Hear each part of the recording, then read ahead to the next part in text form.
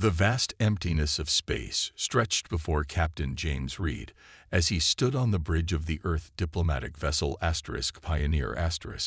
Stars twinkled like distant promises as the ship approached the edge of Valorian space. James ran his hand through his short brown hair, a habit he'd developed during tense moments throughout his 15 years of space exploration. "Approaching Valorian territory, Captain," reported Tom, his navigation officer. "Their beacon is responding to our diplomatic codes." James nodded, his blue eyes fixed on the view screen. This mission represented humanity's greatest diplomatic endeavor, first official contact with the Valorian Empire, a species discovered only months ago by long-range scouts. "All systems look good," James said, straightening his dark blue uniform. "Let's make history." The words had barely left his mouth when warning lights flashed across the command console. The ship lurched violently, throwing several crew members from their stations. "Report," James shouted, gripping his chair as the vessel shuddered around him. "Engine malfunction, sir," called Lisa from engineering. "We're losing power to main thrusters and life support is fluctuating. Something's interfering with our systems." James quickly assessed their options. They were too far from Earth for backup and too close to Valorian space to retreat. "Send emergency signals on all frequencies. Prepare for emergency landing on the nearest viable planet." Scans showed only one option: Valoria Prime, the homeworld of the very species they had come to meet. Not the first impression James had hoped to make. The Pioneer* broke through the planet's atmosphere in a blazing descent, control systems barely responding to Tom's desperate maneuvers. James issued rapid-fire commands, his training taking over as the ground rushed up to meet them. "Brace for impact." The ship hit the surface with a deafening crash, skidding across purple-hued plains before coming to rest at the edge of a crystalline forest. The sudden silence felt almost as jarring as the impact. "Casualties?" James asked, wiping blood from a cut on his forehead. "Minor injuries only, Captain," reported Mark, the medical officer. "We got lucky." James nodded grimly. Lucky was relative when stranded on an alien world. "Get damage reports. I want to know if we can get off this planet."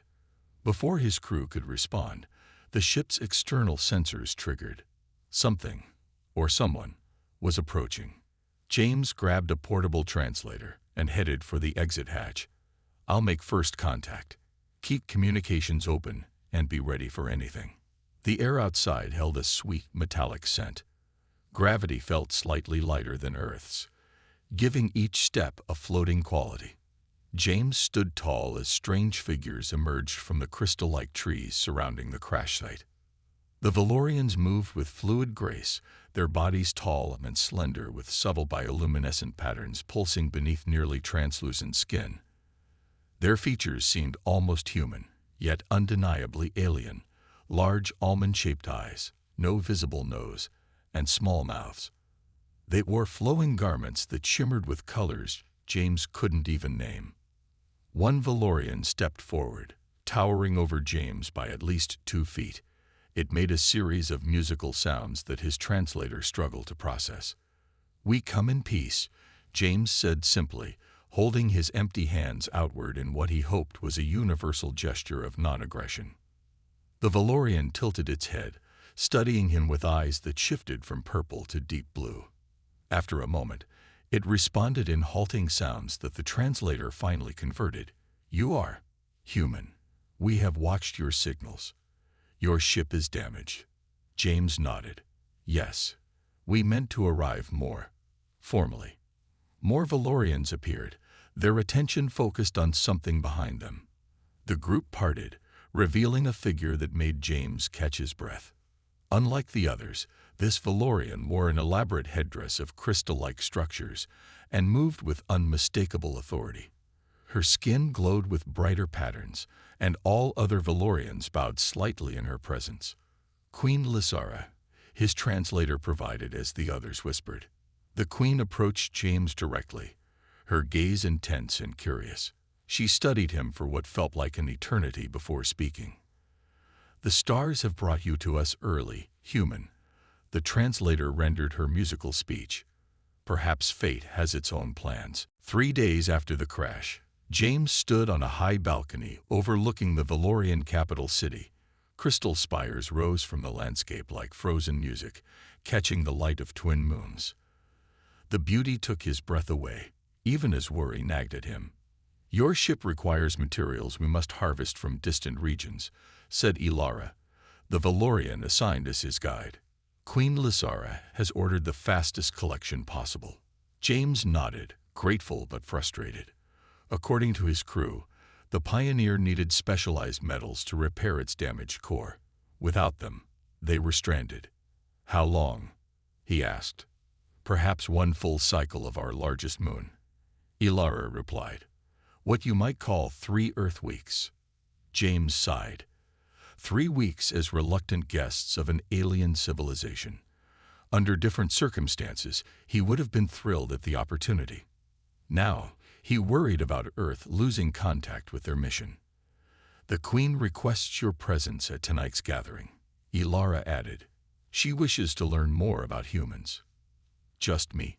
James asked, surprised. "What about the rest of my crew?" "They are welcome to explore the public areas, but the Queen specifically asked for you." That evening, James and his 5 crew members were led through vast halls of the Valorian royal palace. Everywhere they walked, curious Valorians stopped to stare at them. James noticed how the aliens seemed especially fascinated by the variety of human skin tones and hair. "They act like they've never seen different-looking people before," whispered Lisa. "They haven't," replied Ilara, her hearing more sensitive than they expected. "All Valorians share similar appearances. Your diversity fascinates us." The gathering took place in a circular chamber with a ceiling that seemed to open directly to the stars.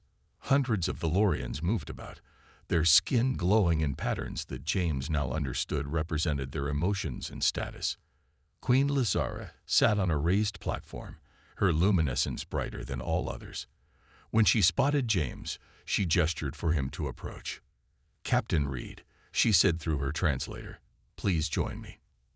As James climbed the steps to her platform, he noticed other Valorians watching with expressions he couldn't read.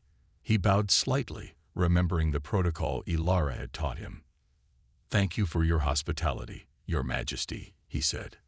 "Tell me of Earth," Lysara requested, her eyes shifting to a curious golden color. "How does your species govern itself with such physical differences among you?" James explained basic human government structures, surprised by her incisive questions. He soon realized she wasn't just making conversation. She was evaluating him, testing his knowledge and perspective. "Your species fights wars against itself?" she asked, sounding troubled. "We have," James admitted. "But we also make peace. We learn and grow." "Interesting," Lysara replied. "Valorians have always been united. We face outward threats, not internal ones." Their conversation was interrupted when a group of Valorian engineers approached, clearly agitated. They spoke rapidly in their musical language, gesturing with hands that glowed with stress patterns. The Queen's translator provided a summary. "The central cooling system for the city's power core is failing.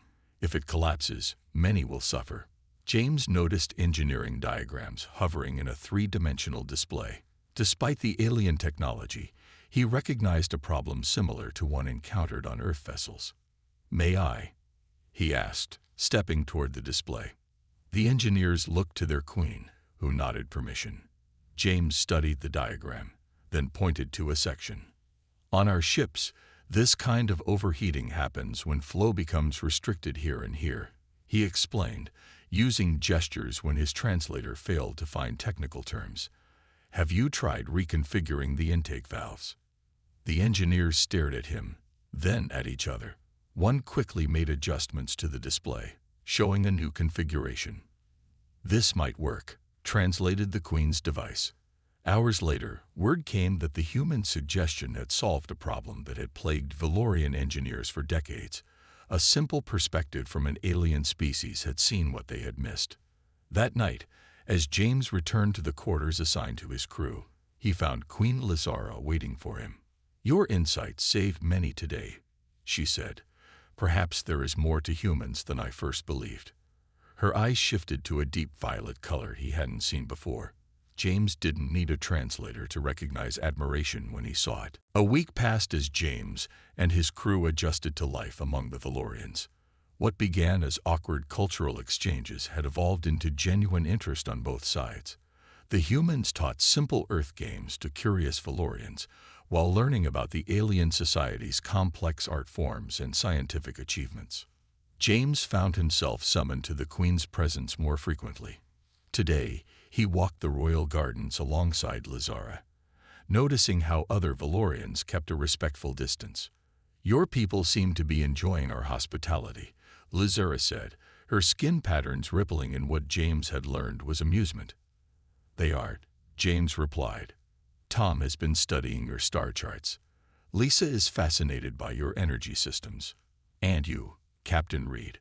Lizara asked, stopping beside a pool filled with glowing creatures that resembled floating jellyfish. "What fascinates you about our world?" James considered his answer carefully. "Your society. You've achieved peace and technological advancement without many of the struggles Earth went through." Before the Queen could respond, a Valorian guard approached rapidly, skin flashing urgent patterns.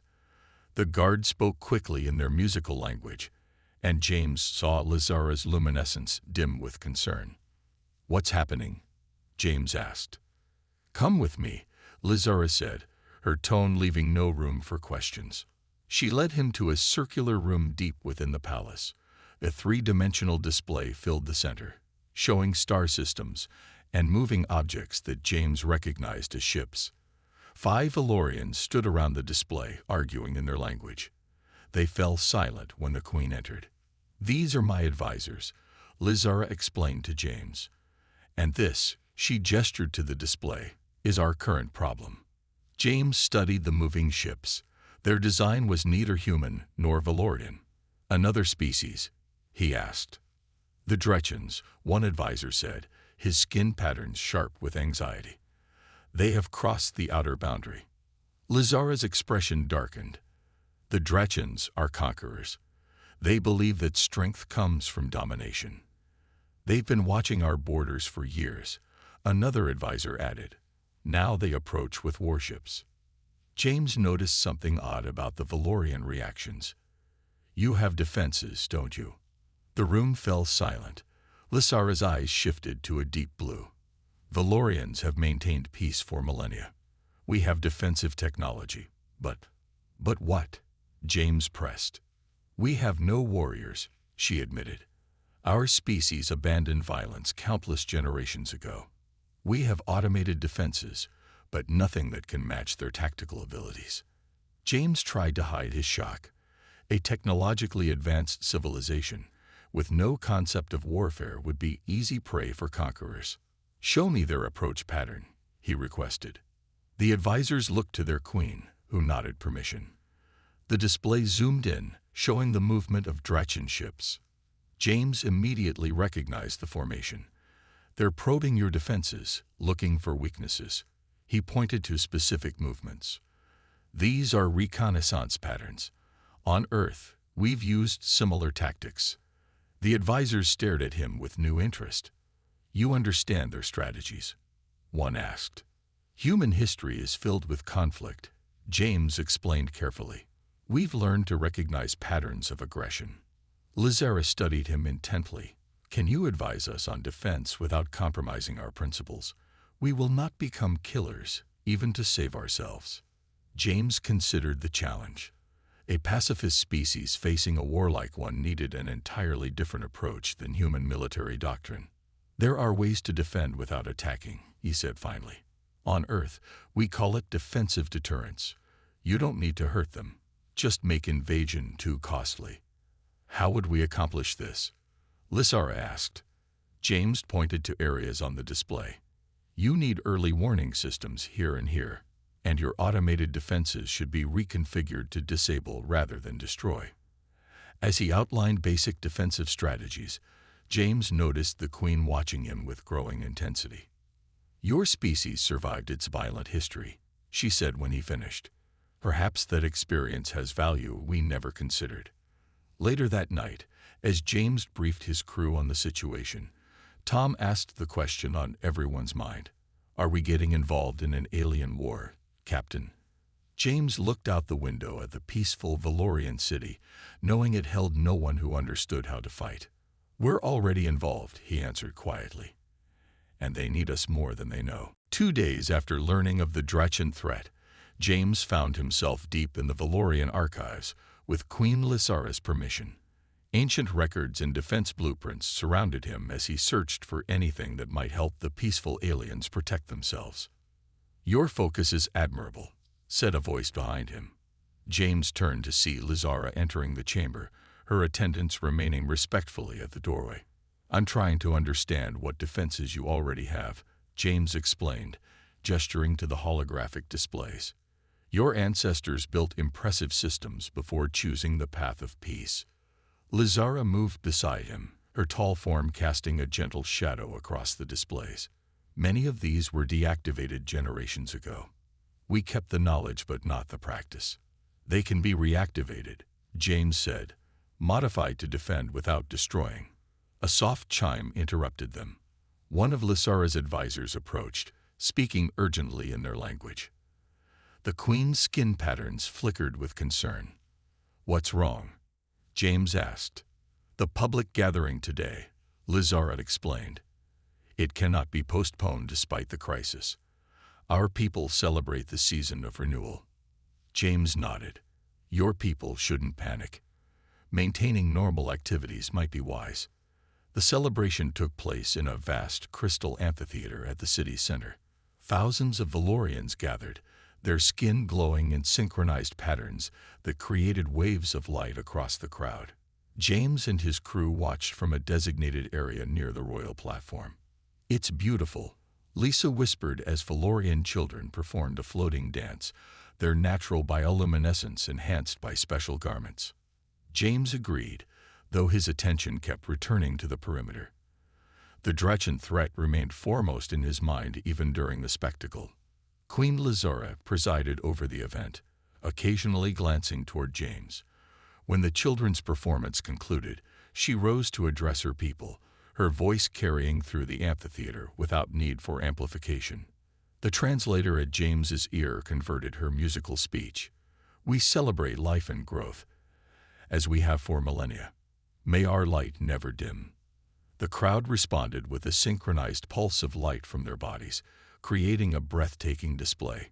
James was so captivated that he almost missed the first warning signs. A crack appeared in one of the crystal support structures above the children's performance area. The material, while beautiful, had clearly weakened with age. Most adults were too focused on the Queen's speech to notice, but James saw the fracture spreading rapidly. Without hesitation, he leaped from the viewing platform and sprinted toward the children. "Get back," he shouted, though few understood his language. The structure groaned, crystals beginning to fall. James reached the first child, pushing her toward safety as more crystals broke free. He grabbed 2 more children, shielding them with his body as the structure partially collapsed. Pain shot through his shoulder as a crystal shard struck him, but he continued moving children until certain none remained in danger. Only then did he stumble, vision blurring from a head wound he hadn't noticed receiving. The amphitheater erupted in chaos. Valorian adults rushed to retrieve children while security forces secured the area. James saw his crew running toward him before darkness briefly claimed his senses. When he regained awareness minutes later, he found himself surrounded by Valorian healers. Queen Lysara knelt beside him, her expression intense as she dismissed the healers with a gesture.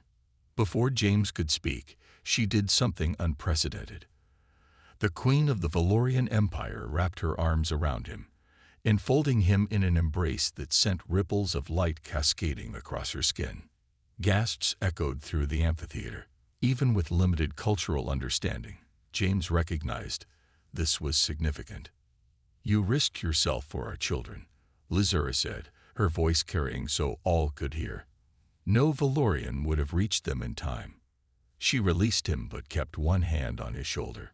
Rising to her full height, she addressed the gathered crowd, her skin patterns brighter than James had ever seen. "Today this human has shown the heart of a true Valorian," she declared. "I claim him as Valorant Heart, one who stands with the throne." Complete silence fell. James saw shock on every Valorian face, including the royal advisors. Whatever had just happened was clearly extraordinary. One advisor stepped forward, skin patterns flashing in what James recognized as protest. "Your Majesty, no outsider has ever—" "I have decided," Lizara interrupted, her tone allowing no challenge. "Captain James Reed is Valorant Heart, now and henceforth." As healers helped James to his feet, he caught Tom's wide-eyed stare from the crowd. "Captain," Tom whispered when James rejoined his crew, "what just happened?" James touched the spot where the Queen had held his shoulder, still warm from her touch. "I think I just became part of alien royalty." Word of James's new status spread quickly throughout the Valorian capital. Wherever he went, Valorians bowed their heads slightly, their skin patterns showing a mixture of curiosity and respect. His crew found themselves elevated by association, granted access to areas previously restricted to them. "This is getting weird, Captain," said Tom as they examined defense installations on the planet's southern continent. "They treat you like royalty now." James adjusted the holographic display, showing the continent's sensor grid. "Focus on the mission. The Drachans won't wait while we figure out Valorian politics." Reports indicated the first Drachan scouts had entered the outer solar system. Within days, they would reach Valoria Prime. James had been working tirelessly with Valorian engineers to reactivate dormant defense systems, but progress was slower than he hoped. "Captain Reed," called Ilara, entering the command center. "Queen Lizara requests your presence in the War Council." The term War Council sounded strange coming from a Valorian, but the threat had forced adaptation. James followed Ilara to a secure chamber where the Queen and her advisors gathered around a three-dimensional display of the solar system. "The first Drachan vessels have bypassed our outer warning systems," one advisor reported, his skin patterns flashing with alarm. "They move like nothing we've encountered before." James studied their approach pattern. The Drachans were using sophisticated evasion techniques, splitting into smaller groups to probe defenses from multiple angles. "They're searching for blind spots," James explained. "Standard infiltration tactics." "Can our automated defenses stop them?" asked Lizara. James hesitated. "Not as currently configured. They're designed to repel direct attacks, not infiltration." The mood in the chamber darkened. Valorians had no concept of guerrilla warfare or counter-infiltration. "I need a small ship," James said suddenly, "and volunteers who can follow instructions precisely."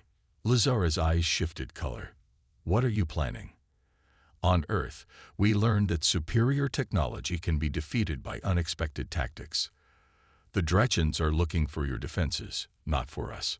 2 hours later, James found himself aboard a small Valorian scout vessel with Tom and 3 Valorian volunteers.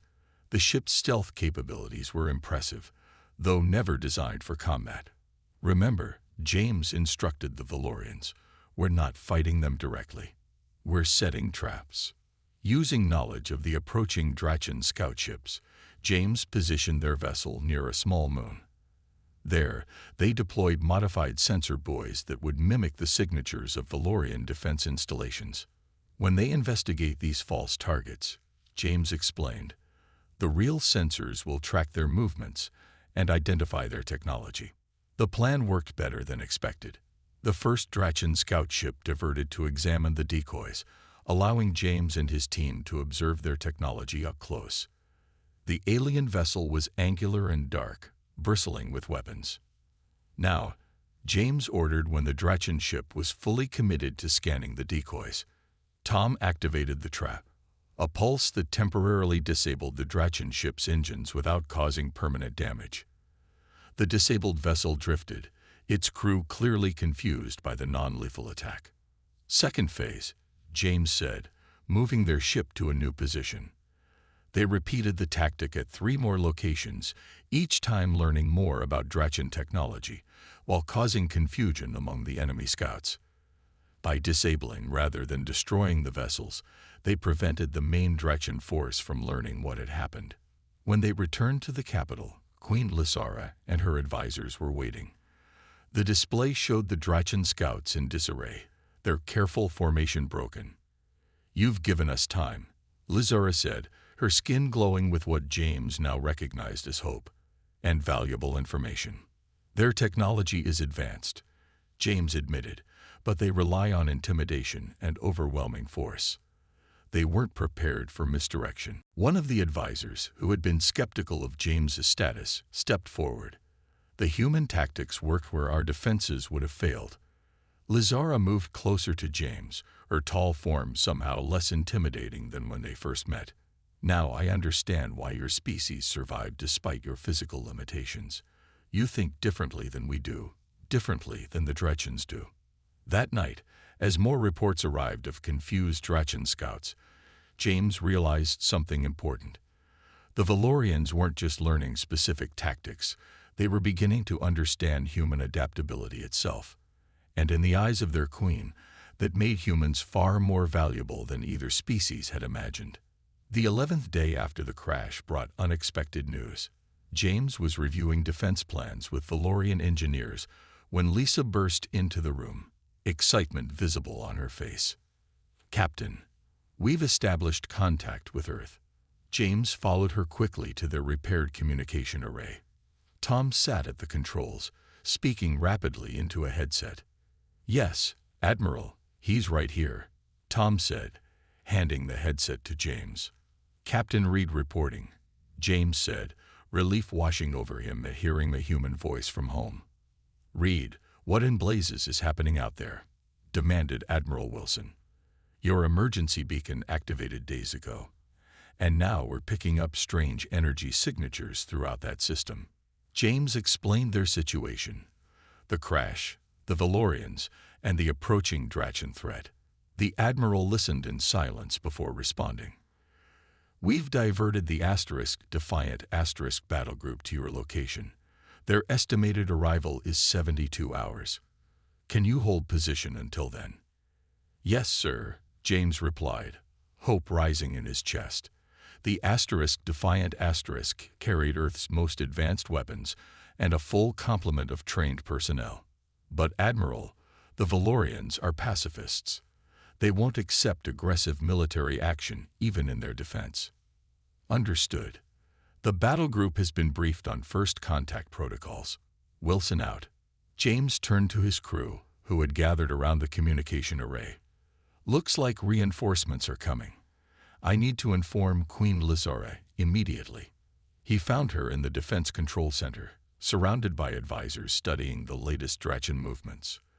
Their small victories against the scouts had bought time, but the main Drachan fleet continued its approach. "Queen Lysara," James announced, "I have news. Earth has sent a battle group to assist us. They'll arrive in 3 days." The Queen's skin patterns shifted rapidly. Surprise, concern, then something James couldn't quite identify. "More humans," she said softly. "With weapons?" "Yes," James admitted. "But they follow our commands. They won't take hostile action without authorization." One advisor stepped forward, his patterns showing alarm. "We cannot allow armed aliens to." "Enough," Lysara interrupted. "Captain Reed has earned our trust. If his people come to help, we will welcome them." Over the next 3 days, James worked tirelessly to prepare for both the human battle group's arrival and the Drachan threat. He established communication protocols between Valorian defense systems and Earth vessels, creating an integrated command structure that respected Valorian values while incorporating human military expertise. Queen Lysara worked alongside him, often late into the night. During these quiet hours, their conversations frequently moved beyond tactical matters. "Your people fight to protect others, not just yourselves," she observed one night. "This concept is new to us." "Earth learned this lesson slowly," James explained. Through many conflicts, we discovered that defending others creates stronger bonds than acting alone. The Queen considered his words. Perhaps that is why you were brought to us now, to teach us what we could not learn ourselves. When the Earth battle group arrived, 4 massive vessels entered orbit around Valoria Prime. Admiral Wilson came to the surface with a small delegation, clearly awed by the Valorian architecture and the aliens themselves. Quite different from the briefing videos, the Admiral muttered to James as they walked to the formal greeting ceremony. The meeting between Queen Lysara and Admiral Wilson marked the first official diplomatic contact between Earth and Valoria. James served as intermediary, translating cultural nuances that technology couldn't capture. Your Captain Reed has become vital to our people, Lysara told the Admiral. Without him, we might already be under Drachen control. Reed has always had good judgment, Wilson replied carefully. If he believes in an alliance with Valoria, Earth stands ready to help. The integration of human forces proceeded more smoothly than James had dared hope. Human tactical officers worked with Valorian engineers to enhance defensive capabilities without compromising Valorian principles. The result was a hybrid approach, weapons designed to disable rather than destroy, shields that could absorb and redirect energy. During a demonstration of these new systems, James noticed Queen Lysara watching him with intensity. When the demonstration concluded, she approached him before the assembled human and Valorian leaders. Captain Reed has shown us that strength can exist without cruelty, she announced, her voice carrying across the chamber. He stands between our worlds as bridge and guide. To everyone's surprise, she extended her hand in the human gesture of handshake, rather than the Valorian formal greeting. James took her hand, feeling the strange texture of her skin against his. Earth and Valoria stand together, the Queen continued, still holding James's hand. Equal partners in defense of both our peoples. The significance wasn't lost on anyone present. The Queen of the Valorians had just publicly acknowledged a human as her equal, something unprecedented in their hierarchical society. That night, as James briefed his crew on the new integrated command structure, Tom asked the question everyone was thinking. Captain, what exactly is your relationship with the Queen? James looked out at the Valorian capital, now bustling with both species working together. I think we're rewriting those rules as we go, he answered honestly. The main Drachen fleet arrived with the rising of Valoria's primary sun. 17 warships emerged from faster-than-light travel, their dark hulls absorbing light rather than reflecting it. From the Joint Command Center, James and Queen Lysara watched as the enemy vessels formed an attack pattern. They still believe they face only Valorians, James observed, studying the tactical display. The human battle group remained hidden behind Valoria's largest moon, waiting for the signal. Lysara's skin patterns showed calm determination. In the 2 weeks since James had crashed on her world, the Queen had transformed from a peaceful ruler into a strategic leader. She still refused to embrace violence, but no longer shied away from necessary defense. Send the greeting, she commanded. A Valorian communication specialist activated the transmission. The message was simple. Valoria welcomed peaceful contact, but would defend against aggression. It was a formality everyone knew would be rejected. The Drachen response came swiftly. A harsh, guttural voice filled the command center. Surrender your world or be destroyed. The translator rendered their message. You have 1 planetary rotation to comply. Admiral Wilson, standing nearby, snorted. Typical. They expect you to cower while they prepare. Then let us show them our answer, Lysara said, nodding to James. James gave the signal. Across Valoria Prime, the modified defense systems activated. Simultaneously, the Earth battle group emerged from hiding, moving to defensive positions around the planet. The Drachen fleet reacted immediately, breaking formation as they detected the unexpected human presence. Their communication channels erupted with confused chatter that the Valorian systems captured and translated. They're surprised, Lisa reported from her station. They didn't know humans had reached this sector. Launch Phase 1, James ordered. From the planet's surface and the human ships, hundreds of small drones deployed. These were Tom's creation, combining Valorian stealth technology with human tactical programming. They surrounded the Drachen vessels, not attacking, but creating a three-dimensional field that disrupted targeting systems. The Drachens fired anyway. Massive energy weapons lashed out, but the combined Valorian human shields held. The shields didn't just block the attacks. They captured and channeled the energy into Valoria's power grid, growing stronger with each assault. Phase 2, called James when the Drachens committed their forces. The human battleships moved forward, deploying specialized weapons designed by the joint teams. These fired concentrated electromagnetic pulses that targeted Drachen systems without causing physical destruction.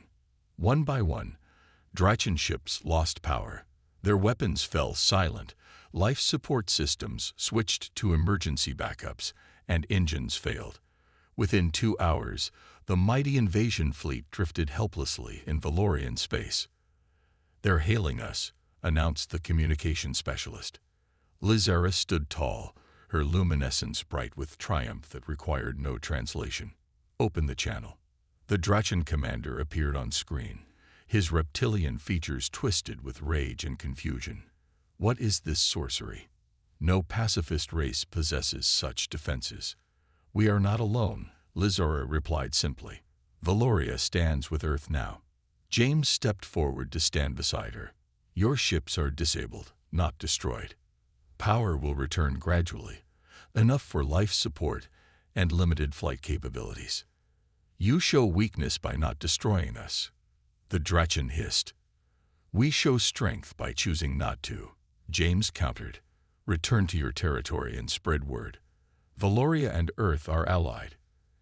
Any future aggression will meet the same result." The Drachen commander glared silently before cutting the transmission. Cheers erupted throughout the command center as Valorians and humans celebrated together. Admiral Wilson approached James and Queen Lizara, offering a formal bow to the alien ruler. "An impressive victory without a single casualty on either side," the admiral said. "Earth would be interested in formalizing our alliance with the Valorian Empire." "I believe it can be arranged," Lizara replied, her eyes shifting to a color James had come to recognize as happiness. Later that evening, as celebration continued throughout the capital, Queen Lizara requested James's presence in the royal gardens. He found her alone, gazing up at the stars now free of Drachen threats. "Your people prepare to leave soon," she said as he approached. "Some will," James agreed. "The battle group will return to Earth with news of our alliance, but Admiral Wilson suggests leaving a diplomatic team here." Lizara turned to face him fully. "And you? Will you lead this team?" James hesitated. "That would be the logical choice, but—" "I have another proposal," Lizara interrupted. Her skin began to glow with patterns James had never seen before, complex and beautiful. Among Valorians, when a ruler finds one who complements their strengths and understands their heart, a union is proposed. James's pulse quickened as he understood her meaning. "I ask you to remain not just as Earth's representative, but as my consort," Lizara said, her musical voice soft but clear. "The first union of our species, bridging our worlds as you have bridged our differences." She held out her hands, and James remembered the first time she had wrapped him in her arms, claiming him as Valoran heart. "Our peoples are stronger together than apart," she continued. "As are we." James took her hands in his, the difference in their forms no longer strange but complementary. "I accept," he said simply. Queen Lizara stepped closer and once again wrapped her arms around him. This time, the embrace was not a royal claim, but an equal partnership, a symbol of two species whose differences had become their greatest strength. As the twin moons of Valoria rose above them, human and Valorian stood together, the first of many bridges between their worlds.